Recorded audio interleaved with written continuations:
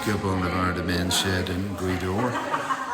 So we're just unwrapping and unboxing this new cordless slide compound miter saw, the DLS714NZ. So we've unboxed it and we've assembled it and put it on this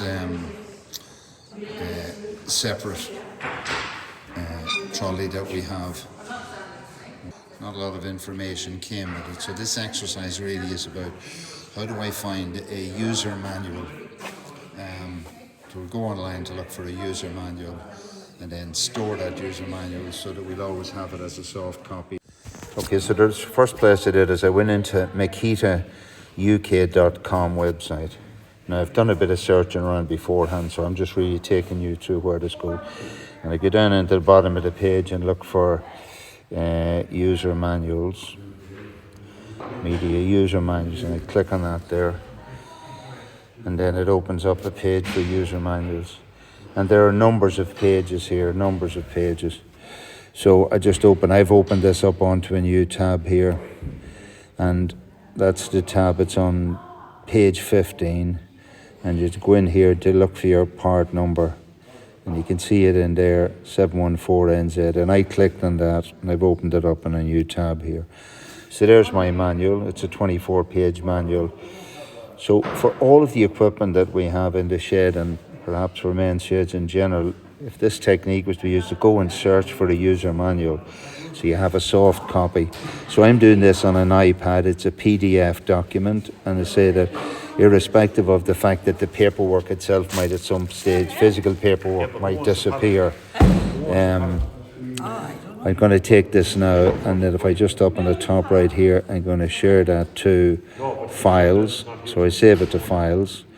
You can modify the name here, so the DLS714, I'll just put in, just to give me some better identification, Makita 714, and it's a compound miter saw, a slide compound miter saw, slide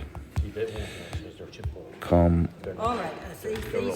so I always think it's useful to rename these and then put in user manual. So in the event that you do need to search these, you'd search them by name. Just press done. So I need where I'm going to locate it in my iPad. I'm going to download it on my iPad, and I have a section there for user manuals, and I'll save it there. So the advantage, if I go into the Files app on my iPad now, if I go into my Files app and I go into user manuals, you'll see up here the user manual, and I can just search through up my page. So this is going to be very useful if at any stage you're looking for how to connect the items, etc. But just the methodology of trying to make sure that we have a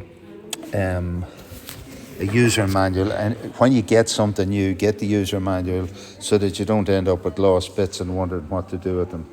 Now the other thing I did then also is, I went off to YouTube and I put in the part number, and I just see in my history there. So I found a video there. So here's a video of a guy who's actually using this saw. It's not a deeper colour, it's like 50, so 55 mil. What he's doing with it. So anyway, just I think it'd be an interesting methodology for us to use on all devices when we bring them in here. And there we have, I say, Johnny's just put it together here. So that user manual then would be available, and we'll share that PDF manual on our Facebook Messenger group as well. But it would be good that we have a lot of new equipment in the shed here over the last year, so it would be good to have a repository for all the user manuals for these. So we're having our first demo here of our new compound miter saw. And just a point of information, I think it's really important we use the vacuum cleaner